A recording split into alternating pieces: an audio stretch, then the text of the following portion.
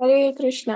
श्रील प्रभुपाद की जय। नमो विष्णुपादाय कृष्ण पृष्ठाय भूतले श्रीमते लोकनाथ स्वामी इति नामिने। नमो विष्णुपादाय कृष्ण पृष्ठाय भूतले। Say something loudly. Your voice is very low.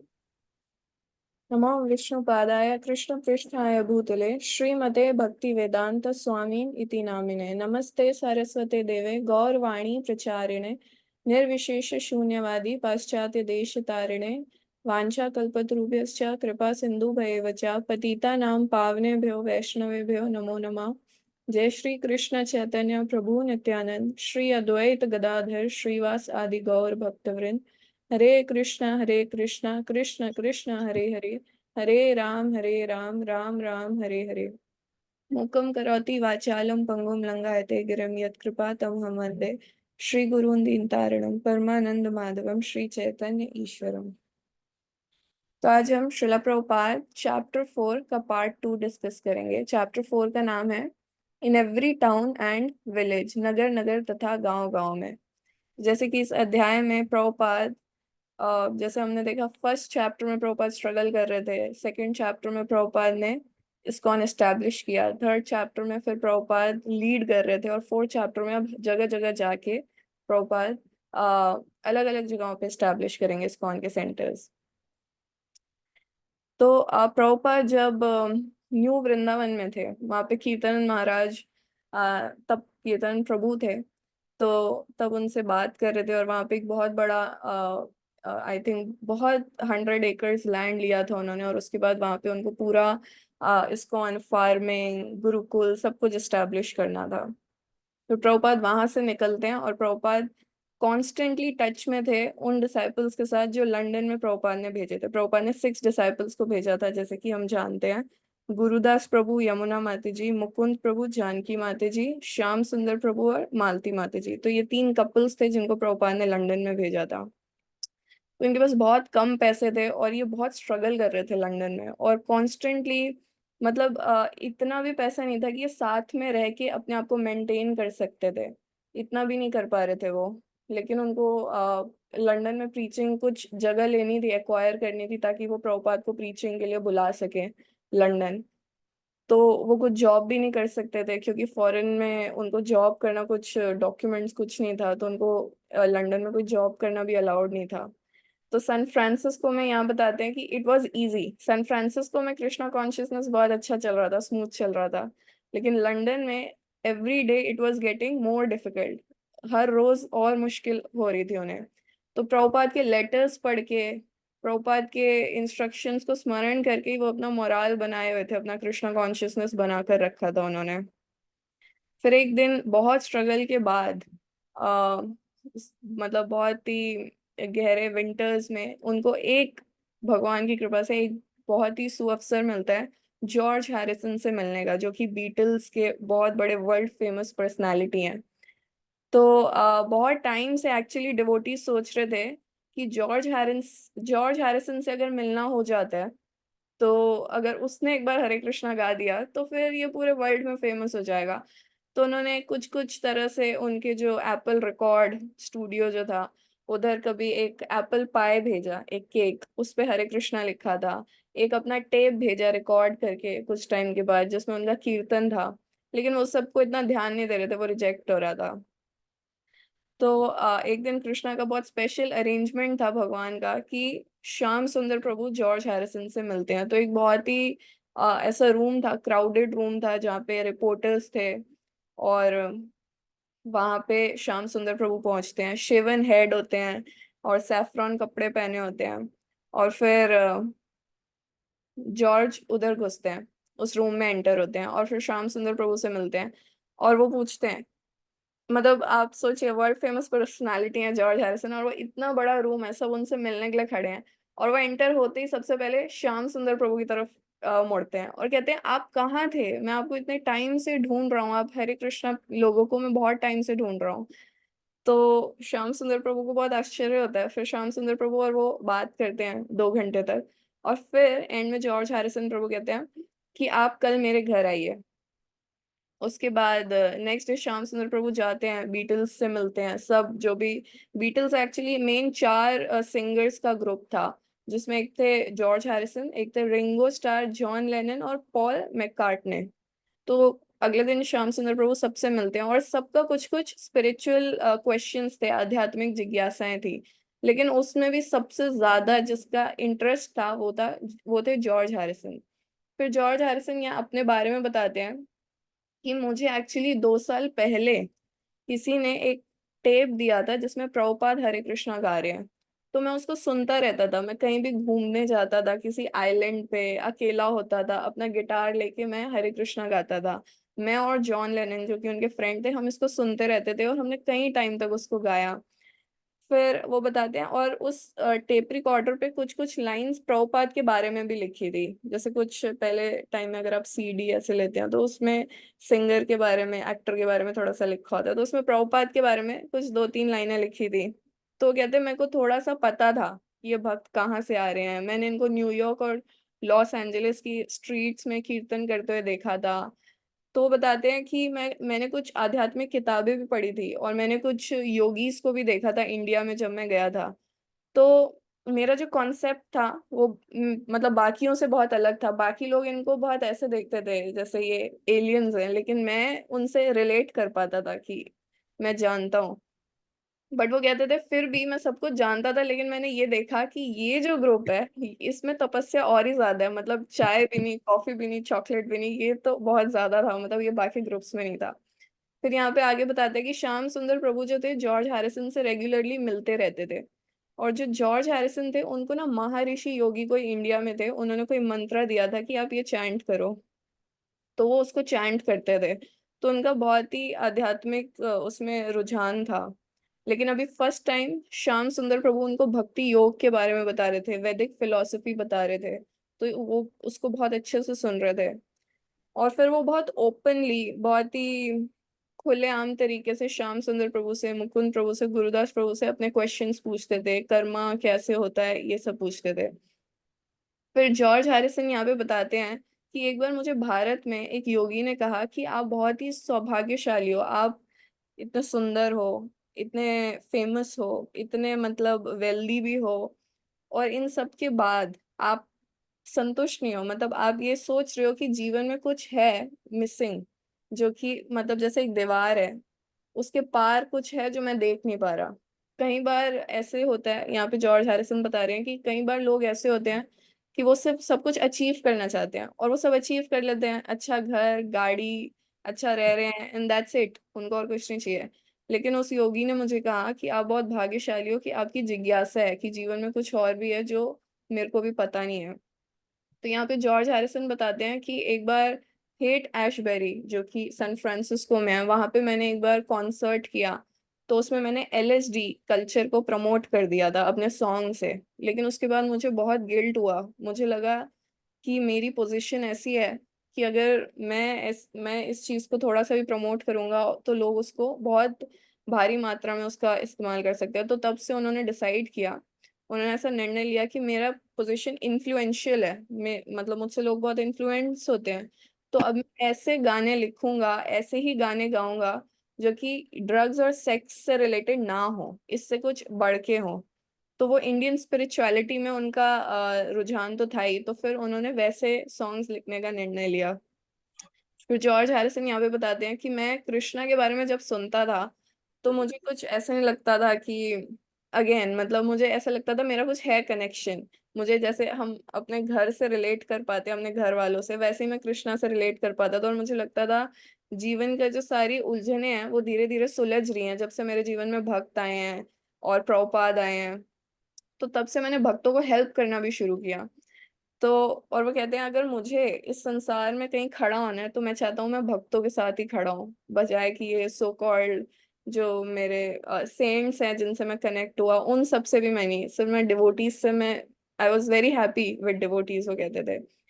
फिर जॉर्ज हैरिसन ने डिवोटीज को हेल्प करने का प्रॉमिस भी किया कि लंदन में उनको बिल्डिंग दिलाने में वो हेल्प करेंगे, और ये भी उनसे बात की कि हम दोनों मिलके हरे कृष्णा रिकॉर्ड एक तैयार करेंगे, एक सॉन्ग रिकॉर्ड तैयार करेंगे, डिवोटीज भी और जॉर्ज हैरिसन भी। तो इस तरह से उन्होंने प्लान बनाया। तो जब प्रभुपाद को लेटर्स के थ्रू पता चला कि जॉर्ज हैरिसन का कृष्णा कॉन्शियसनेस में बहुत वो है, रुझान है।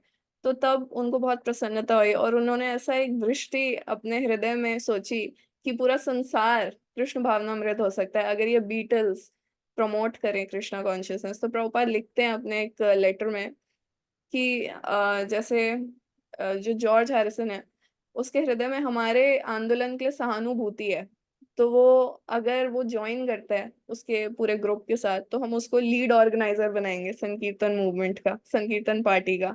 और फिर आप इस्कॉन बॉयज मिलके आप पूरे संसार का चेहरा बदल दोगे, जो कि अभी पॉलिटिशियंस की पॉलिटिक्स से पूरा एक्सप्लॉइटेड है। तो उससे हट जाएगा और ये पूरा संकीर्तन मूवमेंट से बदल जाएगा पूरे संसार का चेहरा, विश्व का। अब जो लंदन के डिवोटीज थे, ये जो तीनों कपल्स थे, ये बहुत प्रसन्न थे कि प्रभु, क्योंकि इनका पर्पस था कि एक जगह ले ताकि प्रभुपाद को हम बुला सके लंदन में। तो अभी एक और स्ट्रॉन्ग रीजन मिल गया कि एक वर्ल्ड फेमस पर्सनालिटी प्रभुपाद से मिलना चाहती है। तो वो ऐसा सपना देख रहे थे कि प्रभुपाद अब जल्द आएंगे लंदन में। और जो जॉर्ज हैरिसन थे भक्तों के संग से, और क्योंकि उनके अपने भी भाव थे, तो वो अपने सॉन्ग्स में लिखने लगे और वो भगवत गीता पढ़ने लगे और वो पहली बार भगवान के साकार रूप के बारे में पढ़ने लगे। फिर गुरुदास प्रभु भी उनको गीता के एक श्लोक से बताते हैं कि कैसे भगवान कह रहे हैं कि ये जो निराकार ब्रह्मांड है इसका आधार मैं हूँ। तो ऐसे श्लोक से गुरुदास प्रभु उनको कन्विक्शन दे रहे थे कि भगवान का रूप है। और फिर जॉर्ज हैरिसन को कृष्ण भावनामृत के जो सिद्धांत हैं, कॉन्सेप्ट हैं, वो अच्छे लगते थे, लेकिन फिर भी वो थोड़ा रेजिस्ट करते थे। अपना खुले आम ऐसा फीलिंग्स शो नहीं करते थे कृष्णा के प्रति, प्रभुपाद के प्रति, क्योंकि वो एक बहुत बड़ी पर्सनालिटी है और डिवोटीज भी उनसे बहुत केयरफुली मतलब डील करते थे, जितना उनको पसंद आ रहा उतना ही करते थे। फिर प्रभुपाद एक लेटर लिखते हैं कि कैसे जॉर्ज हैरिसन और अच्छी तरह कृष्णा को सर्व कर सकता है, अपने सॉन्ग्स के थ्रू सर्व कर सकते हैं। तो वो कहते हैं, प्रभुपाद कहते हैं कि मैं बहुत प्रसन्न हूँ कि अभी रिसेंटली जॉर्ज हैरिसन ने एक गाना लिखा है जिसका नाम है Lord whom we so long ignored, भगवान जिनको हम बहुत समय से इग्नोर करते आ रहे हैं। तो प्रभुपाद कहते हैं ये बहुत थॉटफुल है, इस पे उन्होंने बहुत अच्छा ये सॉन्ग लिखा है। तो जब मैं उनसे मिलूंगा तो मैं उनको और आइडियाज दूंगा कि कैसे कृष्ण के विरह में भी आप कुछ अच्छे सॉन्ग्स लिख सकते हो, क्योंकि जो जनता है उसको ऐसे, उनको ऐसे सॉन्ग्स की बहुत नीड है, जरूरत है। तो अगर बीटल्स के थ्रू हम अपना ये सपना पूरा कर सकें, इस तरह के सॉन्ग्स लिख सकें, तो ये बहुत बड़ी सक्सेस होगी। फिर जॉर्ज हैरिसन ने एक और सॉन्ग लिखते हैं माई स्वीट लॉर्ड, जो कि अमेरिका में नंबर 1 सॉन्ग रहा 2 महीने तक। उसके बाद उन्होंने एक सॉन्ग लिखा living in the material world, वो 5 हफ्ते तक नंबर 1 सॉन्ग रहा पूरे अमेरिका, यूरोप में। तो प्रभुपाद लेकिन यहाँ पे भक्तों को थोड़ा चेतावनी भी देते हैं कि आप पूरी तरह से जॉर्ज हैरिसन पे डिपेंड मत रहिए, आप खुद भी प्रयास कीजिए, बिल्डिंग लीजिए रेंट पे। हालांकि जो जॉर्ज हैरिसन थे वो भक्तों की पूरी हेल्प करना चाहते थे, उन्होंने फिर भी एक बार बोला कि आप आओ और हम हरे कृष्णा सॉन्ग रिकॉर्ड करेंगे। तो भक्तों को इससे बहुत उत्साह आया और उसके बाद जॉर्ज हैरिसन कहते हैं कि गाना आप गाओगे, मतलब भक्तों को अभी तक लग रहा था जॉर्ज हैरिसन ही गाएंगे, लेकिन जॉर्ज हैरिसन कहते हैं नहीं, आप हरे कृष्णा गाओगे और लेबल हमारा लगेगा एप्पल रिकॉर्ड्स का। तो उससे जो भी पैसा बनेगा, मतलब क्योंकि वो बीटल्स वर्ल्ड फेमस नंबर 1 है, तो उससे जो भी पैसा बनेगा वो आप लेना। तो इससे भक्त बहुत प्रसन्न होते हैं। फिर डिवोटीज कई बार जॉर्ज हैरिसन के घर पे जाते हैं, प्रैक्टिस करते हैं, एक दिन स्टूडियो में भी प्रैक्टिस करते हैं और फिर जब सब सही रहता है तो एक दिन फाइनल वो डेट फिक्स करते हैं कि कब हम रिकॉर्डिंग करेंगे। फिर हाँ उस सही है। रिकॉर्डिंग के लिए आते हैं। तो अ, तो यमुना माता जी सबको तिलक लगाती हैं, सारे टेक्नीशियंस को, जो गिटार बजाने वाले हैं, जो रिकॉर्डिंग करने वाले हैं। मालती माता जी बहुत सारा प्रसादम लाती हैं, भगवान का फोटो लगाती हैं, अगरबत्ती जलाती हैं और पूरा जो स्टूडियो है वो कृष्णाइज्ड हो जाता है। फिर वो अपना सेशन शुरू करते हैं और जो जॉर्ज हैरिसन है वो ऑर्गन बजाना शुरू करते हैं, जो मुंह से एक इंस्ट्रूमेंट होता है, म्यूजिकल इंस्ट्रूमेंट, वो बजाते हैं। मुकुंद प्रभु मृदंग बजाते हैं और यमुना माता जी लीड करती हैं पूरा सॉन्ग को। श्याम सुंदर प्रभु और बाकी सब डिवोटीज उनके पीछे पीछे कोरस में गाते हैं और वो अच्छे से हो पूरा रिकॉर्ड। तो वो प्रभुपाद पे कंसंट्रेट करते हैं, प्रभुपाद से प्रे करते हैं, आध्यात्मिक बल के लिए प्रार्थना करते हैं। और जब सब सही हो जाता है तो हरे कृष्णा के बाद फिर वो और रिकॉर्डिंग्स करते हैं, जैसे प्रभुपाद के लिए प्रार्थनाएं रिकॉर्ड करते हैं, चैतन्य महाप्रभु उनके पार्षदों का प्रार्थनाएं रिकॉर्ड करते हैं, षड गोस्वामी की प्रार्थनाएं रिकॉर्ड करते हैं। तो सबको बहुत अच्छा लगता है, और जब जॉर्ज हैरिसन फाइनली सुनते हैं तो वो कहते हैं ये बहुत फेमस होने वाला है। तो इस रिकॉर्डिंग के बाद फिर डिवोटीज वापस यूजुअली अपने काम पे चले जाते हैं, नेक्स्ट डे सब अलग अलग रह रहे होते हैं, रहने की उनके पास एक्चुअली कोई जगह ही नहीं होती। फिर प्रभुपाद एक लेटर में लिखते हैं कि मैं सितंबर की स्टार्टिंग में आ जाऊंगा, पहले हैम्बर्ग जाऊंगा फिर लंदन आऊंगा, और मैं अब आऊंगा फिक्स्ड है, प्रभुपाद कहते हैं, चाहे आपके पास कोई जगह ना हो, even if there is no temple. तो लेकिन जैसे ही ये लेटर आता है तो श्याम सुंदर प्रभु बताते हैं कि 2 महीने के अंदर मिराक्युलसली सब कुछ सॉल्व होने लगता है, सारा प्रॉब्लम्स। तो वो कैसे, गुरुदास जो होते हैं, गुरुदास प्रभु, वो एक रियल एस्टेट एजेंट से मिलते हैं, और एक बुरी प्लेस होती है ब्रिटिश म्यूजियम के पास, जो कि लंदन की बहुत बड़ी जगह है। तो वहां पे उनको एक बिल्डिंग मिल जाती है, और वो बिल्डिंग में डिवोटीज इमीडिएटली आ सकते हैं, कोई मतलब नेक्स्ट डे वो आ सकते हैं, और वो बिल्कुल आइडियल लोकेशन होती है। और उनका रेंट होता है £41 एवरी वीक का। तो मुकुंद प्रभु प्रभुपाद को लेटर लिखते हैं कि आप जल्दी से हमें मनी भेज दीजिए, लक्ष्मी भेज दीजिए, और हमें ये जगह मिल गई है। प्रभुपाद भेज देते हैं। और उसके बाद फिर जॉर्ज हैरिसन ये गारंटी देते हैं कि अगर डिवोटीज ये रेंट पे नहीं कर पाए तो मैं पे करूंगा। तो within a week devotees के पास 5 माले की बिल्डिंग होती है सेंट्रल लंदन में, और उसके बाद वो वहां रहना शुरू कर देते हैं। फिर अचानक से ही सिटी के कुछ ऑफिशियल्स आते हैं, और वो कहते हैं नहीं नहीं, आपके पास रहने की प्रॉपर परमिशन नहीं है, तो अभी आपको वेट करना होगा जब तक आपका सारा क्लियर नहीं हो जाता। तो उसमें अभी बहुत हफ्ते लगने थे, फिर डिवोटीज अलग रहने लगते हैं। लेकिन श्याम सुंदर प्रभु को विश्वास होता है कि भगवान ये जगह हमें दिला देंगे, तो वो उस बिल्डिंग में कंस्ट्रक्शन शुरू करा देते हैं।